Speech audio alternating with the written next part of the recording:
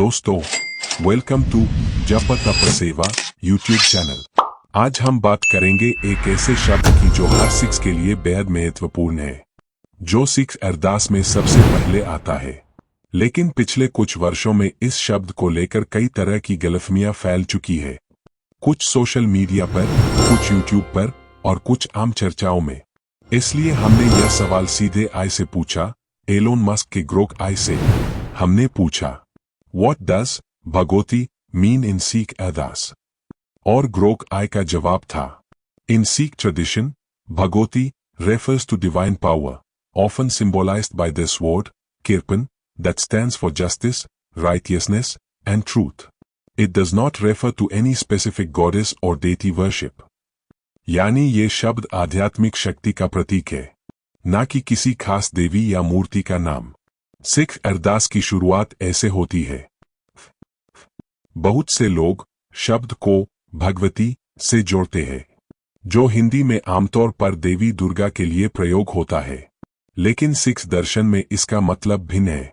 यहाँ का अर्थ है वो ईश्वरीय शक्ति जो सत्य और धर्म की रक्षा के लिए कार्य करती है।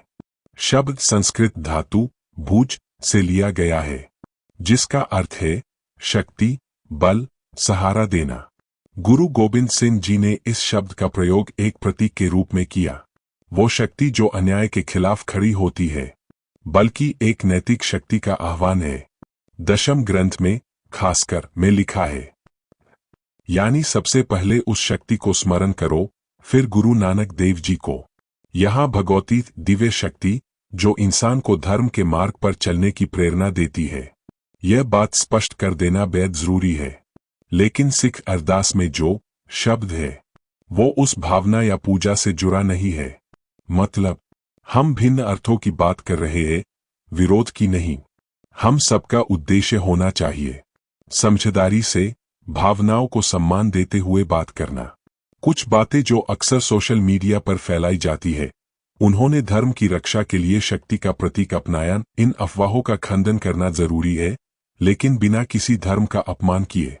ग्रोक आई ने स्पष्ट कहा कि the use of Bhagauti in Sikh Ardas is philosophical, not ritualistic.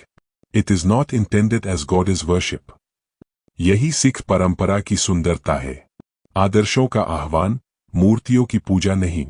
आई ने यह भी जोड़ा कि धर्मों में प्रतीक अलग हो सकते हैं, पर सभी का मूल उद्देश्य है सत्य, करुणा और धर्म की रक्षा। गुरु नानक देव जी ने एक निराकार ईश्वर की बात की, जो ना हिंदू है ना मुस्लिम।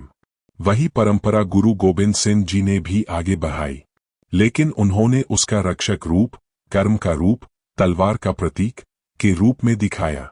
इस वीडियो का उद्देश्य किसी धर्म की आलोचना करना नहीं है, बल्कि हम यह कहना चाहते हैं कि हर धर्म के अपने अपने अर्थ, प्रतीक और दर्शन होते हैं। हिंदू धर्म, सिख धर्म, इस्लाम, ईसाई धर्म, सबका उद्देश्य एक है, मानवता, सेवा और सच्चाई। तो दोस्तों, ग्रोकाय से हमने जो सीखा वो ये है, धर्म की रक्षा करने वाली दिव्य शक्ति। कोई देवी या मूर्ति पूजक अर्थ नहीं है सिख धर्म में। ज्ञान को फैलाना हमारी जिम्मेदारी है, लेकिन सम्मान के साथ। अगर आपको ये वीडियो सूचना और सम्मान का अच्छा मिश्रण लगा हो, तो कृपया लाइक करें, कमेंट में अपनी राय दें और चैनल को सब्सक्राइब करें। अगली बार हम एक और सुंदर विषय पर बात करेंगे। तब तक के लिए उनका मकसद न्याय के लिए खड़ा होना था, पूजा नहीं।